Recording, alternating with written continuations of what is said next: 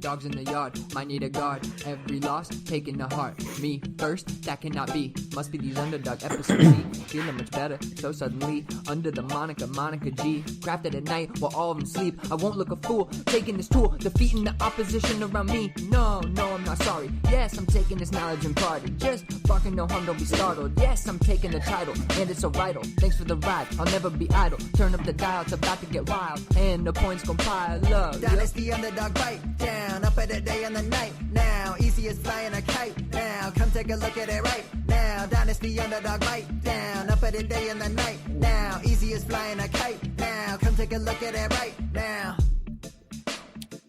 Hey everyone, welcome to episode 184 of Dynasty Underdog. I'm your host, Uriah Dawkins. With me tonight, Billy Beeman. What's up, bud? Bro, this is what we've been waiting for, man. This is the off season now, right? This is the off season's here now. Yeah. We're getting into the prospect profiles, bro. This is the one. I'm excited. This is what sets us apart from your regular redrafters, right? So we get to enjoy fantasy all year round. You mean everybody doesn't spend like 70 plus hours reviewing film and data on all of the incoming prospects? I thought that was normal. No, they have like lives and stuff. They have lives. Man, that's it. You just the key to it is just getting zero sleep. That's really the key. It's a hobby. It's fun. It is. It is a blast. We love it. All right, let's hop with some news and nonsense. So, for those who listen to the podcast feed, Billy and Jake have been doing their ranking symposium. I think episode 3 dropped recently. So these are short, like 10-minute episodes where they are actually really, really good. Give those a listen, as you probably do if you listen to this. Super Bowl thoughts. What were your thoughts? Oh my goodness. I thought it was a good game. Like, I know the casual fan probably isn't like super excited because it wasn't like high flying the entire game, but I thought it was like a really, really God damn it, AJ. If you're here for the live show and you catch these comments, simp for the simp. Absolutely awesome comment. Love you, man. Yeah, like I thought it was just a really, really great game. I thought it was great defense the whole time. I thought that both quarterbacks played pretty well the entire time. I mean, Mahomes had kind of a down first half, but I really enjoyed the game, bottom line. Some head scratching stuff though that went on, especially towards the end, just with the 49ers seemingly not knowing the overtime rules, the new overtime rules, and Casey being absolutely like well-versed, researched, and ready to go for it. So wild. Yeah. Oh man, it was crazy. Yeah, you just got to feel bad for McCaffrey. There's so much in there. I just felt the whole time, and I was actually watching it with Matt. Shout out, one of my best friends, my best man, one of our league mates, friend of the show, been on the show. God damn it, these comments always get me. Oh my goodness, both teams played good. No, I thought, and I said the whole time, I said that they were basically letting KC back in the game the entire time. They needed to score touchdowns, and every time they got close, they just couldn't put it away. And you could see they like almost had their foot on their neck, and they just let them up. And you could see, it honestly, Patrick Mahomes is pretty much Tom Brady at this point, where it's like you give him an inch, he's going to take a mile. And at the end of the game, that's what they did. They couldn't put it away, and he gets another one, man. He's great. He is great. There's really nothing else you could say. Like, I mean, he's the best quarterback in the game. Plain and simple. But Shannon can't. I love that comment. Yeah, Kyle Shanahan, for all the good things he's done, giving up 3 double-digit leads in the Super Bowl to lose, like, that can't be your legacy, man. Like, you got to do something about that. I mean, I don't mind. I hate the 49ers, so. I mean, they're running out of time, though. They're running out of legacy, time. Right? Yeah, I mean, too many to have so many pieces, and they're doing it all with a very, very cheap quarterback, and it's not always going to be that way. So, we'll see. Yeah, Super Bowl, it's over. We're on to off season. Let's go. Well, before we move on, officially, I got to say, officially, now that the Super Bowl is over, it's our year. Cowboys taking it home every year. Sure. Every year. Before we move on, Usher top 5 halftime show. No. I enjoyed it a lot. I don't know if I'm going to go top 5, but definitely top 10, I would say. I thought it was a really good halftime show. I enjoyed it. But also, that's like, I don't know. it's like my generation, my music, like that's kind of what we all grew up on. I feel like I don't know about you, right? You're a little older than me, old man over here, but I feel like Usher like crosses cultures and generations and all that kind of stuff. So I thought it was a good one. Yeah. All right, big news for us, Dynasty under. What damn? Come on, all these comments as I'm trying to talk. It's a That Game Manager's year. Here are the comments from YouTube. How are we supposed to do a show with the comments? I mean, honestly, I love the listeners. That's what's great about the live shows. But oh my goodness, yeah, Dak MVP. We'll see. So for those in our Dynasty Underdog listener leagues, we started a 4th one this year, which is cool because it just shows that people like what we do and want to be in leagues with us. There's a lot of crossover, but Billy as a commissioner is probably one of the best that I've had to deal with. So shout out. He and Ben are amazing too in our Console Wars League that we talk about all the time. But yeah, DU4 will be doing startup draft starting this Friday. So we should have some content created around that, how the draft goes. I will be in Cabo for part of it. So we'll see how those picks go. You better set your cue, brother. Luckily we have a slow draft, an 8-hour clock, and it's funny, we're doing a lot of mock drafts right now in the DU Discord, so hop in there. But in those mock drafts, we're doing like 30-second clocks. Just nobody's really sitting around for 8-hour clock mocks very often. So it's interesting though for me. Like I forget about the rookie picks because they're kickers, so like I don't think about it, and like there's a lot of differences. So I just finished a startup. We're going to release a startup review on that one. It was with a bunch of the Dynasty analysts. So I'm planning on doing another one like that with DU4 with our listener league. So we'll see the differences that come from that. So I think it'll be really interesting and fun. But shout out to the DU4 managers and all the league mates in there. They have a lot of energy, and I'm stoked to get this one started. So Friday we get rolling. All right. So let's finish off talking about the players who made it to the postseason. So we have some Super Bowl slam dunks and some lame ducks. Mm-hmm. So out of the 2 winners, who you got? I mean, Kelsey's got to be a winner, right? Like through this postseason, he had a really, really rough season, regular season, right? End of season. I don't think fantasy managers were very pleased with him. Definitely a lot of them trying to get out of Kelsey before I think the wheels fall off. But we saw him have a great postseason performance. We didn't even talk about this with the game, but him yelling at Andy Reid, that's just going to be swept under the rug. I mean, honestly, he almost knocked the guy, almost knocked Andy Reid over. That was a pretty wild one. But just, the way that he played, them winning the Super Bowl, that'll be swept under the rug. And after the game, he comes out and he says, we're running this back. So he's obviously not retiring. So we can put that talk to bed, that talk to rest. Yeah, how can he not be a winner? Especially and I'm talking about from a dynasty perspective. Like he gained value here. Personally, if I'm not like top 1-2 team in my league, I'd absolutely be trying to sell him for everything I could right now because I don't know if his value will ever exceed what it is right now. That's a good point. We did talk about that a few weeks ago, and I mean, leading up into the playoffs, I know that like as you said, it just was not looking like the same old Kelsey. I just wrote it off as he's an old man, but man, when it really mattered, he showed up. So good for him. And he gets to go home to Taylor Swift every night. He's an absolute winner. I don't care what anybody says. Yeah, there you go. I guess he's a winner just purely from that fact alone. Easy. But we also have to remember, and we're probably guilty of not, I guess, applying this factor to Kelsey's profile this year. But he had that injury, that foot injury or ankle injury early in the season, and I'm sure that impacted him throughout the season. And I mean, into the playoffs, maybe he just kind of got healthy, and also the adrenaline and it's the big games, that energy just kind of hits. So also probably shooting him up in the locker room. So there's that. Oh, yeah, a lot of drugs for sure. 93 receptions, 980 plus yards is an off year for a 34-year-old. Yeah, that's fair. But if you had him, the dog, that's fair. But if you had him on your team, you absolutely know that he was disappointing in a lot of weeks, and he did not come through for you at the end of the season. So while the stat line is good, it's just he didn't quite get it done for fantasy purposes. But this should give you encouragement again if you're one of those top 2 teams. If you're not, I just think, the playoff run. Jake what is he doing here? He knows better than anybody. These playoff runs, get people's juices flowing. They increase value of players, and that's when you get out from them. He's 34 years old, my guy. Come on. Let's use this. Let's utilize this and get out from under an aging asset and not let it die on our roster. What about Mecole Hardman? He's not a winner, right? I mean, not really. He was there. He helped his team out, get the dub and all that. But I mean, whatever. I don't think he's still Mecole Hardman. Like, I don't care.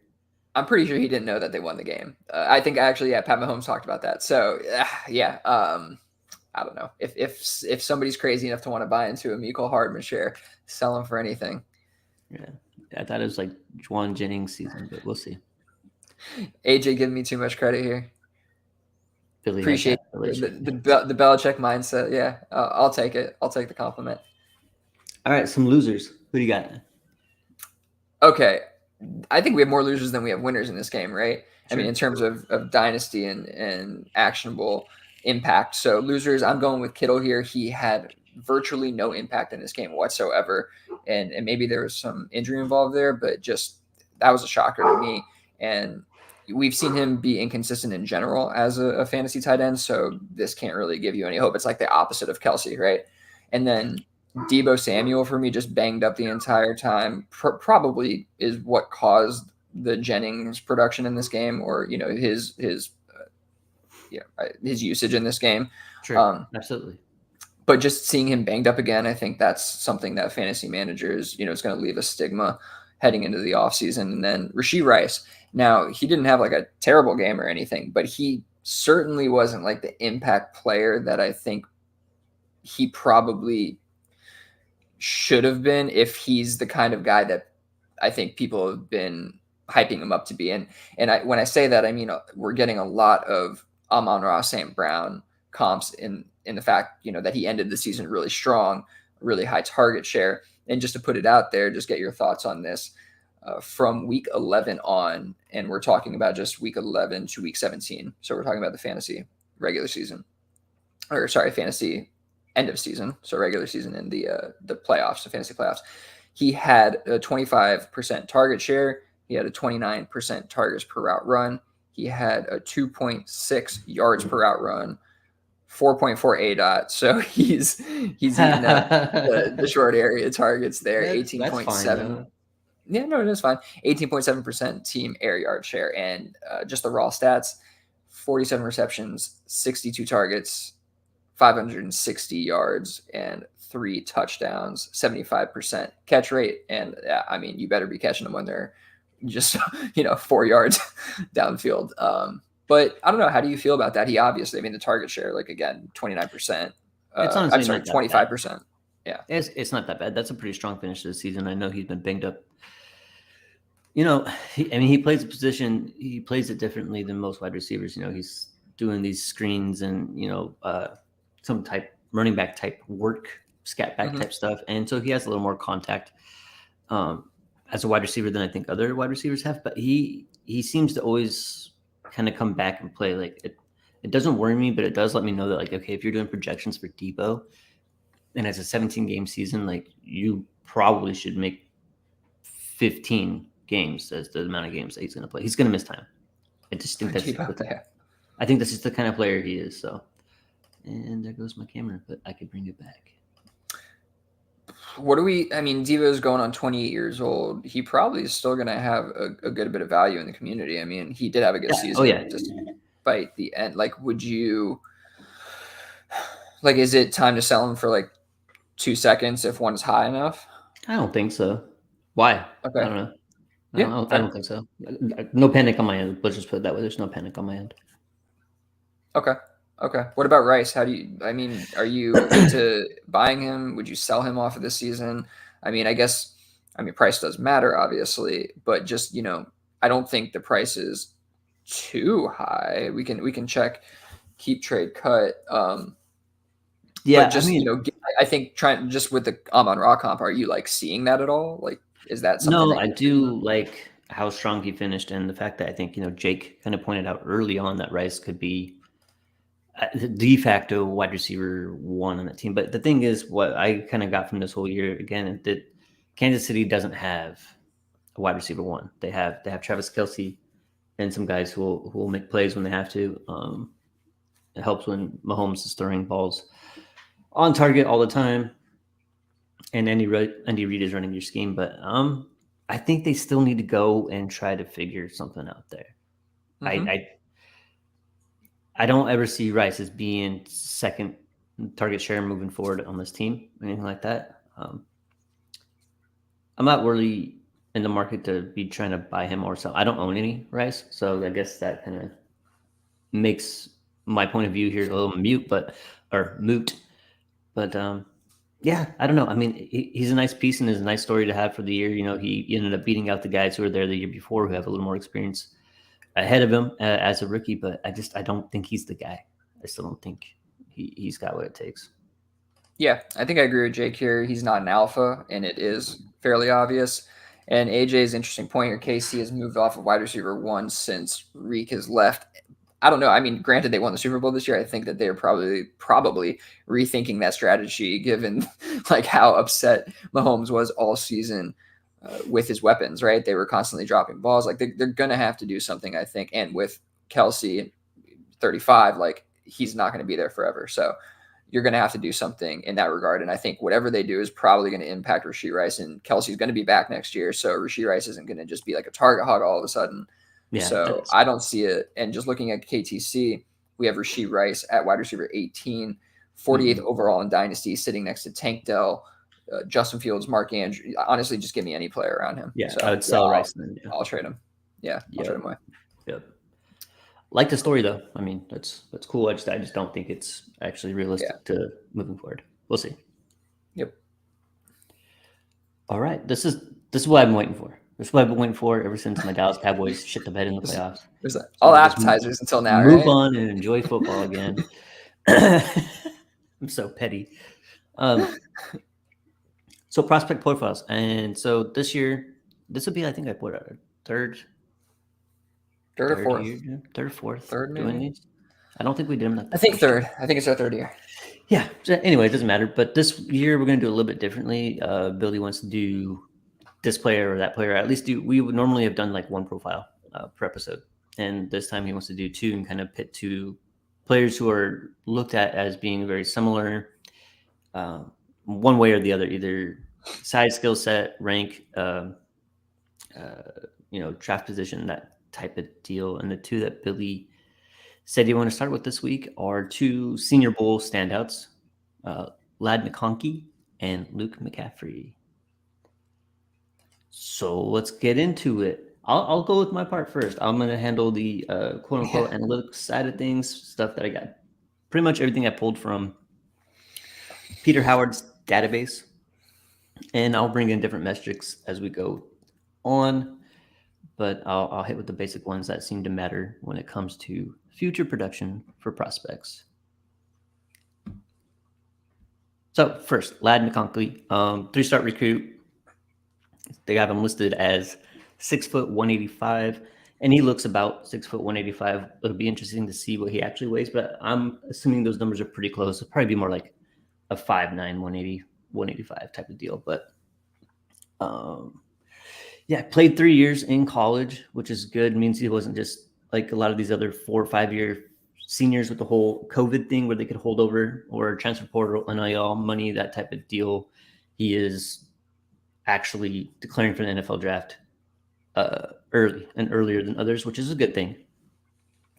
He has 13.3% average dominator rating throughout his career, which is, I mean, it's not great, but this is what, where'd he play? Georgia? Right. Yeah. So Luke. Yeah, right. Yeah. Oh, Luke did. So I don't really know the college offense there that much, if that's what's kind of holding him back with some of these things. But 1.21 yards per team pass attempt, which is not too bad. I think it kind of ranks him right around 9th or 10th in the class from what I've looked at. 2.5 yards per route run, which is good. It's above the 2-yard mark, which I think is a pretty good baseline. 2.5 and above is actually really good. Something I like to see. 6.6 yards after the catch per reception, which is a really good thing. So you kind of see that with the Senior Bowl, like he was out there and like the short yardage routes, he was getting like a ton of separation from these guys. And when you're able to catch the ball on the run with a little bit of separation, you're able to turn in your targets and gain, 6.6 more yards after the catch, which is something I really like to see. 12.6 A dot, which is pretty nice. So you're not like, he's not just this gadget player playing at the line of scrimmage, getting these jet sweeps or just quick little screens. Like he's out there. In fact, I think his slot, I do have it here. His slot rate is not very high, as people are looking at Lad McConkey, like it or not, white dude, slot receiver, right? But really in college, he just really wasn't. His slot rate in college was 24.6% slot rate. Mm-hmm. All those things are all pretty good in my opinion. When I was looking at, I like to go to grindingthemocks.com, what they like to do. I think I've talked about this in previous years. What they do is they kind of take a bunch of mock drafts. I mean, literally hundreds of mock drafts from regular folk kind of like us that they get from Bleacher Report or smaller networks, whatever. But then they take like Lance Zierlein and these other Mel Kipers, and they have expert mock drafts that they weight a little bit heavier. And as of today, when I looked at it, actually yesterday, when I looked at it, his expected draft position was 42.3, which puts him in the second round, and at wide receiver 9. So this is a guy that potentially a lot of people who are good at doing these things, trying to project where players are going to get drafted. We're going to see this guy get drafted on day 2, and pretty much everything that you can see analytically in the sheets, he looks like he could be a player. So I like him. Yeah, no, it's great stuff. His final season, I do believe he suffered an injury. Just when I was looking at his game logs, so I think that impacted his overall numbers. Obviously, you were talking about some efficiency metrics there, and he definitely stood out. But I just, I think that that in general may impact kind of how he looks from a data perspective. Regardless, I like how you pointed out that he can work kind of anywhere on the field, and that shows in the data, but also it shows on film because he can win from really anywhere, and that's due to his refined route technique, right? He's a really, really refined route runner. Really, that's one of his best attributes, along with his hands. I mean, he has super reliable hands, other than probably in some contested catch situations, even in some of those, which I jotted down.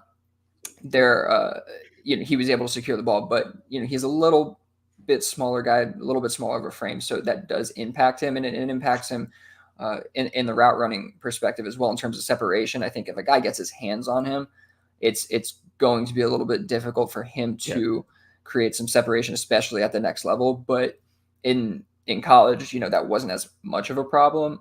But he does have he does have a solid frame to build into. Like, he's 6 foot, like you said, and he's not like the tiniest guy, but I do think he needs to hit the weight room, and that would help a bit as long as it doesn't impact his speed.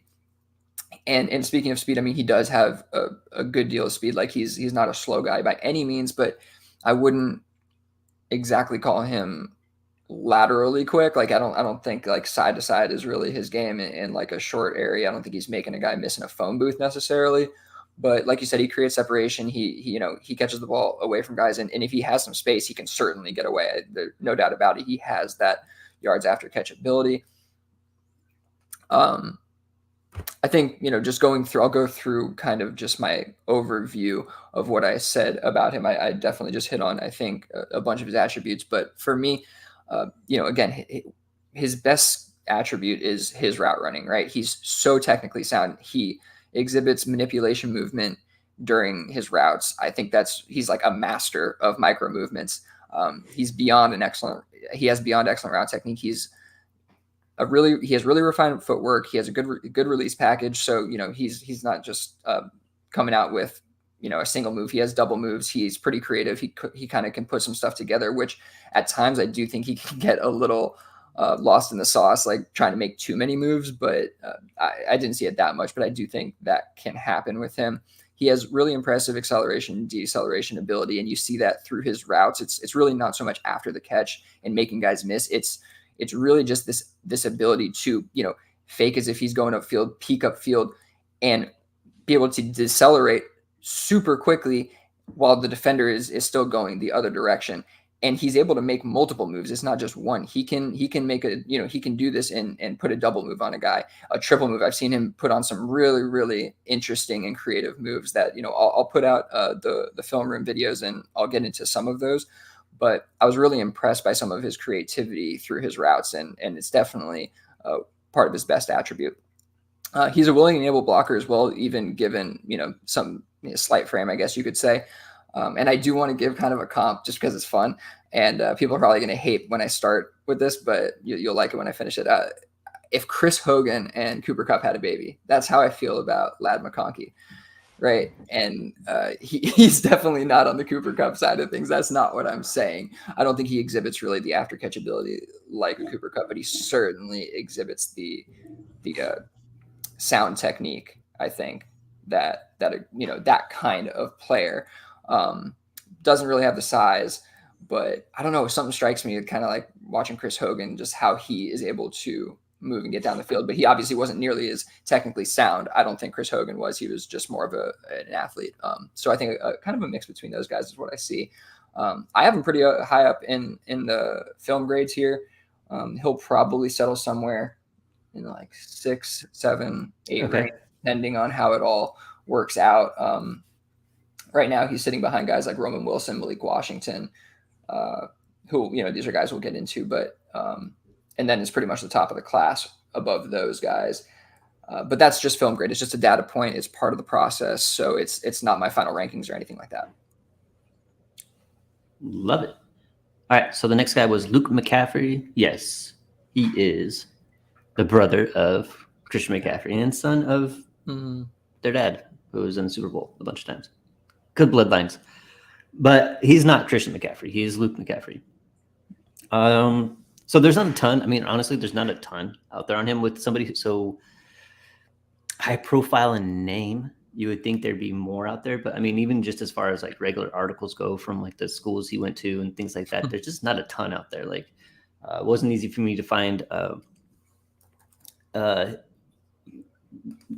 he was like a 3-star or 4-star kind of recruit, things like that. There's just not a ton out there. Even like Player Profiler doesn't really have anything for him. But luckily our boy Peter Howard does. And Billy watched the film, so he could actually probably speak on Mr. Luke a whole lot better than I can. But I pulled what I thought was important. So they have him listed as 6'2", 195. I watched him in the Senior Bowl. I've seen pictures of him. I do not think he's 6'2", 195. He may be, but I think he's 6'1" with cleats on. So, but it'll be interesting. He did get a Senior Bowl invite. I think today they mentioned that he will be at the Senior Bowl, or the Combine. So yeah. We'll see him in the Underwear Olympics, and we'll get to see for ourselves. He played in college for 5 years. He played at Nebraska. He played at Rice. He was a quarterback for the first 2 years of his career, and he was a 3-star recruit. And he was a 3-star recruit. Okay, awesome. So a lot of the stuff that I'm looking at would probably be a little not as good as what Billy has for you, but yeah, he was in college for 5 years, which is a bad start. But on his team, 31.3% average dominator, which means that he was a huge part of the offense. Mm-hmm. I don't know how good that offense was based on the stats that he put up, but 31.3 is pretty good. 1.35 yards per team attempt. God damn it, AJ. 1.35 yards per team attempt is not the greatest. I would like to see that higher, closer to 2. 2.2 yards per route run. That fits nicely into a bucket that I like to have for him. 5.4 yards after the catch per reception. That's a little troubling. I mean, it doesn't seem like much, right? 6.6 with Lad versus 5.4 with Luke. Doesn't seem like a huge deal, but when you're talking over 1 more yard per reception, it is quite a bit, speaking towards your ability to miss tackles, force missed tackles, and just kind of be more elusive. 10.9, almost 11-yard A dot, which is good. From a guy who played out of the slot a lot, he was able to actually make most of his pay dirt a little bit further downfield than you would kind of expect to see from a guy like that. So speaking to his slot rate, Peter Howard has it at 71.5% slot rate. That's really high, and it's not like super concerning because slot receivers give us a lot of fantasy points. I think we've talked about this before. It kind of broke down some of the importance of having slot guys, and when people are putting out their profiles of certain wide receivers saying, "Oh, well, he's only a slot receiver. Well, he only plays in the slot." Well, that's not bad. It's not a bad thing. You can't really knock him for it, but that is a pretty hefty weight at 71.5. Yeah. The one thing that is a little concerning is his contested catch rate, which I unfairly did not look up for Lad, but it's fine. It's my show. 61% contested catch rate. So, I mean, cool. Yeah, he's catching those balls, which is good. So he's got good hands, but 61% of his catches are contested. It could mean, or at least hints to or alludes to, the fact that he's not able to get separation. There's a long history and study of wide receivers who have a really high contested catch rates that don't necessarily go on in the NFL to be very successful. As you can imagine, if they're making these catches against college DBs, that's cool and everything, but they're going to go to the NFL where guys are just better. And if all the passes getting thrown your way have to be fit into this tight little target, you're not going to have as much success as you did in college, just plain and simple. Mm-hmm. So I'd like that to see, a whole lot less than that. 61% is really, really high and not a good thing at all. I pulled him up on grindingthemocks.com like I did with Lad, and they didn't have anything for him. Right now, they have him as undrafted. I went ahead and did some research and looked at some other mocks, and I'm seeing him going like the sixth round to Philly, places like that. Being generous. I didn't see him go anywhere higher than like the sixth round. With the 20-30 minutes I looked around at these mocks today, so not likely going to get drafted very high, and just not an overall prospect that like I'm super head over heels for. But I didn't watch the film. What'd you see? That was a great breakdown for a guy who definitely there's not a lot of information out there on, and there's not that much film out there on him either. I mean, just, the guy transferred from quarterback to wide receiver. So, you could take everything I'm saying, knowing that fact and knowing that he's obviously not going to be very refined because he hasn't played the position very long. But I'll just go through it. And you talking about the contested catch rate stuff that shows up on tape. Like you're like, this guy is constantly downfield with a defender, and he's often, winning, that 50-50 ball matchup, but I don't think it's going to translate to the next level necessarily. And so I'll just get into like the first comment here that I wrote, which was, he shows the ability to stack defenders, but the technique is not refined enough to create separation consistently at all, or really on his own. He might have okay route technique at times, but it's clearly not there because, and I'm going to just assume it's because he hasn't been a wide receiver for more than a year. And, it's things like footwork or on a comeback throttling down. It's like, you can tell that it's like sloppiness, or it's just not confident because he's not used to it. Right. It's rounded breaks during routes. It's all of the things you don't really want to see in terms of route nuance and route technique.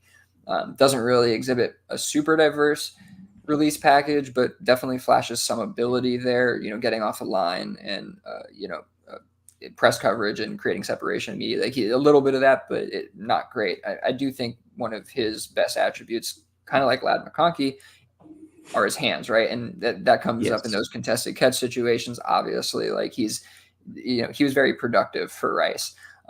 He's an athlete. The guy's a baller for sure. He has that McCaffrey bloodline, so no doubt about it that he's going to be able to perform, especially at this level. It's just a question of, is he going to be able to develop? And I'm just not sure it's there. And then, you were talking about lacking some of that yak ability, some of that elusiveness. And I do see him a bit stiff below the waist, right? Lacking, that curvilinear movement as I talk about, but that bend at the knee, the bend at the hips, I think he lacks a little bit of that. So that's a part of his game I don't love. He has fine speed, but no real burst from the release or really, through the stem of the route after the catch. You don't really see any of that burst, and I guess that's part of him not really being able to separate either. He's clearly strong and physical after the catch. Like he's like a running back almost after the catch. He's just going to throw his body around at folks. But again, it's just lacking lateral agility and that ability to bend to evade defenders, consistently turn corners, and do all those sorts of things. So, he does have pretty good, just in general, awareness. Like on the field, you can see it kind of, when he's playing against zone coverage, being able to sit in those routes, and he understands the game, obviously, and that's coming from being a former quarterback, I assume. So he has that advantage, and we've seen some guys, come into the league, convert from college quarterbacks and be able to do it. But if you want to compare, and of course we're comparing white guys to white guys here, that's like all I'm doing. So, but if you want to, I know what's wrong with us, but if you want to compare to a guy like the comp of him being a former quarterback to a Julian Edelman or something like that, like Sure. Julian Edelman. I wasn't prospect profiling back then, but I was a Patriots fan the whole time, and as soon as I initially saw him, he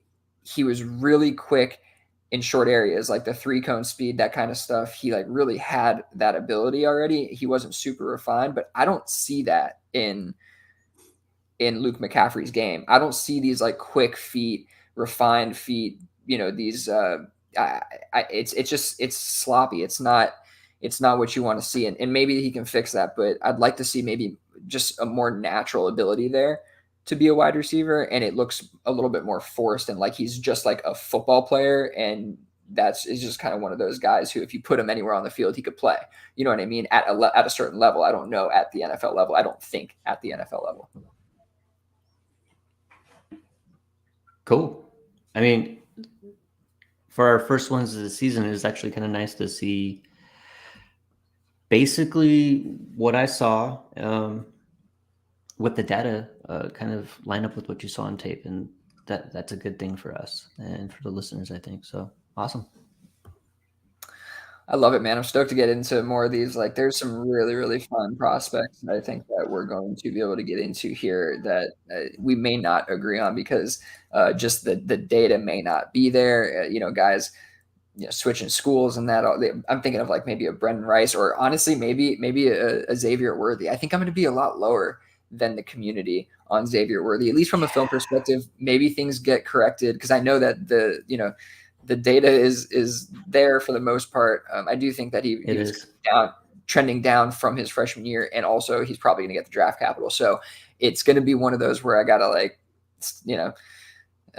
stand on business. You know what I'm saying? I know. If it's what I believe in, but we'll see. We'll see what the what the formula spits out at the end when we put all the pieces together. Later in the off season towards the rookie drafts and towards the NFL draft. So I love doing these, man. I'm super excited to get into more of them. So yeah, you posed the question that, if there's anyone I'm excited to do profiles on for good or bad reasons. And yeah, I had listed as Worthy as one of mine, because when I first opened up the sheets and I'm looking at it and you're not worthy, I'm wondering if he is worthy or not. I'm not sure. Don't worry. That's why it's going for. Yes. ESJ. So, I'm excited to see what you see with Worthy. I have been seeing the videos and stuff go around about the drops, and I'm having Quentin Johnston flashbacks because I really liked Quentin Johnston. And I still do for whatever reason. But I'm wondering if these drops actually matter more than I gave credit to. I used to kind of just shrug drops off like it doesn't really matter. It can be fixed, but I don't know, can it? And the next guy is Frank Gore Jr., man. How can you not be excited about that? He went to the Senior Bowl. They had him lined up, or was it the Shrine Bowl? Doesn't really matter. They had him lined up, and they had him as RB1 for their team. And that dude he's thick. You see him in a uniform, and you're like, holy cow! He's dense, bar lead type of deal. So it'll be interesting, if he with obviously what his father did throughout the year, just generational as far as staying healthy and just being able to play. And his son, it looks like he's built for that type of workload. And I would like to see what you see on film with Gore, and then what I could find in the sheets for Gore, and see where he ends up. Interested to see what kind of draft capital he'll end up getting. So those are two guys I kind of want to get into, sooner rather than later. Awesome. Yeah, we're gonna promote some more diversity around here. Don't worry about that. No, we went over the two white guys. Like that's it. We're done. That's it. No, I'm excited. Honestly, Xavier Worthy is one of the ones I'm excited to get into, and it's because I think we're gonna have differing opinions. So that was one of mine as well, and I figured we'd have that. But then the other one for me is Ben Sinnott, the tight end, who is currently, I think, my tight end 2 in the class. I doubt there's going to be a ton of people with him as their tight end 2, at least this early on. Maybe as things kind of unfold and we see him at the combine and whatnot. But I'm really excited to get into his profile, because when I was just looking at the entire thing, it got me excited, and I was like, why is nobody else talking about this guy? So I think we're gonna have fun with that one for sure. Cool. Anything you want to talk about before you hit these trades? No, let's hop into some trades, baby. You're in the sheets. Your eyes a freak in the sheets, baby. He's a freak in the sheets. Yeah. My happy place. All right, we got a couple of trades for you here. Damn. I believe these are first two. I think are those DU too?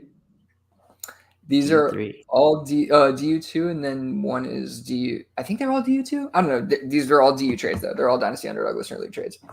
All right, cool. So the first one, which actually second one, was Dotson for a 26 second and a 25 third. I mean, I think that's fair. Like, you want to see what's going on there. Dotson had a pretty good rookie year. Last year, didn't have a very good offense or quarterback for that matter. I think the price is fair, and it's, I think, worth a gamble to see if Dotson can turn into your like wide receiver 3 or wide receiver 4 in your dynasty roster. Yeah, I mean, I got that, like the sensation that you're kind of giving off when I saw this trade. I was like, yeah, like Dotson first round wide receiver, like I get it, but like I think it's fair, and I'd take the picks too. I'd probably be trying to reach closer to a 25 second or something like that. Sure. For me, I think if I'm going the pick side of this, so I think it's a pretty even trade, and yeah, Dotson could turn it around, but his rookie season was buoyed by touchdowns, and rookie quarterback coming in. I mean, maybe it works out. Maybe it does work out, but I think it's a fair deal. I do too. All right, next one. I mean, if I had to, I'd probably take the picks. Do you have any Dotson? I don't, because I've never, we did this last year, and I wasn't, or 2 years ago, whatever it was. I was not a Dotson fan. I was, I think, going against consensus on that one. And I don't think the touchdown season year 1 meant I was wrong.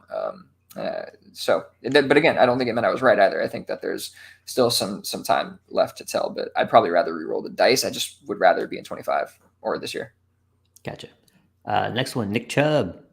Still out there, still getting traded, still hope for him. Why? I have got rid of him in most places I could. Other places, I think I have to just kind of see what's going on with him. But Nick Chubb for 26 second again and a 26 third. That's getting cheap. Yeah, I'm taking the picks personally. Nick Chubb's 28 years old, man. Like, I don't think we're getting anything else out of Nick Chubb. Probably not. Career. Yeah, probably not. I mean, if those picks had a 25 in front of them instead of a 26, I think I'm a little more interested. But yeah, I don't know. I'm not out there trying to get Chubb. I was able to trade him away in console wars for a second and third 24 about a month and a half ago, so I'm feeling pretty good about that. Yeah, I don't know. If you still have faith that Chubb is going to come back and be 80% of what Chubb has been in the past, like, this is an absolute steal, but man, I am worried. Yeah, I don't buy it at all. Like, I have literally zero confidence in that. And so let me ask you, Dotson or Chubb? That's essentially, I mean, they both got traded for the same deal. Same guy, yeah. I would much rather. I would take Dotson based on age and all that. Be coming into his third year, wide receiver. Yeah, probably going to play longer. Bro. A whole lot less risk with Dotson. We cannot be leading people down the wrong path here. We have to look. 28-year-old running backs, when they're healthy, are an objectively risky asset in Dynasty. This is a 28-year-old running back coming off a very serious knee injury, and he had one in college. And granted, great running back. I just don't think that there's that much upside there. But man, maybe I'm wrong. Maybe I'm really misreading that situation. No, I mean, I think you're right. I'm not like disagreeing necessarily. I'm just saying for those that still have faith that Chubb could be a thing, like I think this is a pretty good deal. This is probably like pretty average cost to acquire the guy. I'm not looking to do it, but maybe a couple thirds. But I just think you're burning value. I just think he's going to kind of, I don't know. I don't know if he's going to really offer much for us in terms of production or dynasty value, but that's just me. We got one from the YouTube comments here. Jaden Reed plus Sky Moore plus the 110 for Garrett Wilson. That's tough, man. But I think I kind of like Garrett Wilson there still. I do too. Yeah. Yeah, I do too. I don't think you're going to get a better player at 110. As much as I like Sky Moore,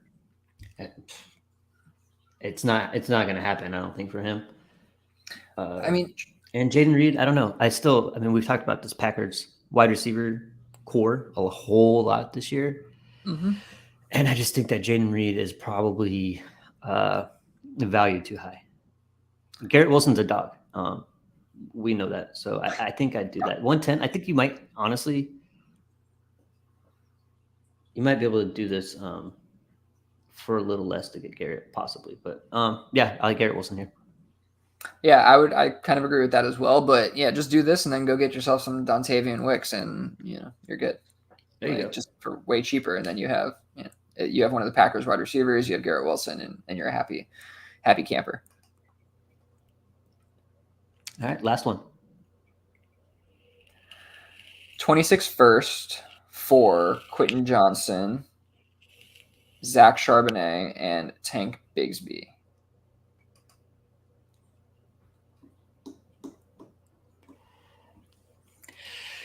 Yeah, 26 first. Like that's hard to kind of really project out. I'm sure whoever made this trade is well aware of the team that has the first and kind of where they're sitting, and hopefully is going to be a little bit earlier for you. There's the hope. These are all like hope pieces, right? There's no solid actual piece there. Charbonnet, I really like. I liked him over Walker this year. It didn't quite work out that way, but like he was fine in the role that he got. Bigsby was pretty much non-existent, which was really shocking. I thought for sure he'd get more play. Mm-hmm. And then QJ with the new head coach, I still think there's some chance that he turns into what I saw pre-draft, and I think he could be a real solid player. It's a 26 first for 3 boxes. I think it's okay to take a swing on 3 guys like that, but on the other hand, if I had QJ, Charbs, and Bigsby, I might do it for a singular first too. So I think I slightly lead the player side here, just for what could be. Man, y'all are smoking that hopium heavy over there. Yeah. I think I'm in the business of collecting, future first round picks for questionable pieces. This is also kind of, something I've talked about. I haven't talked about in a while on here, I don't think, but I prefer to consolidate if I can. Consolidate to top end players, and I don't see most of these guys, if any of these guys, having the upside to reach that status for me at all. So I think I'd rather just package these up, get rid of them, create some roster space, and get a first round pick on my roster. I think that's the direction I'd go here. That's fair. Yeah, maybe I'm a little glass half full with a lot of these players, but I mean, I'm looking at 3 at different times, highly touted players, and they're going into their second year next year, not their third or fourth. I still think there's something there That could happen. So I don't mind spending my 26 first. If it was mine and I knew it was going to be potentially pretty late, I don't mind taking that shot. But I totally get where you're coming from. No, I mean, like, that's, yeah, I can't like kill you for that, I guess. I think that if I'm moving first round picks, and I've said this before as well, if I'm moving first round picks, I need them to be for guaranteed production, guaranteed players. And I do believe that first round pick may have been going likely early, but just not late. I wouldn't say it was going to be late. So I think it's potentially like a mid round pick or something like that. So yeah, that concerns me even more about that one. And on our last one, that Jaden Reed Sky Moore 110 for Garrett Wilson, that did not get done. The manager who rosters Garrett Wilson said that was not enough. And understandable, because I think we were on the Garrett Wilson side anyway, but I'm not sure how much more you'd want to add to that deal, and how much more you'd have. I don't know. Do you have a 108 or something like that you'd want to do that with? And at that point, would you rather just keep the package? So, yeah, I think it's getting to that tipping point where, it's going to tip the scales maybe towards the other side, depending on what you have to add. I don't know what it would be. Maybe, I don't know. If I could add like a third round pick to this and get it done, but maybe, what are they saying? Jaden Reed plus Addison for Garrett Wilson. I don't think I'd do that. Yeah, I don't think you have to do that. No.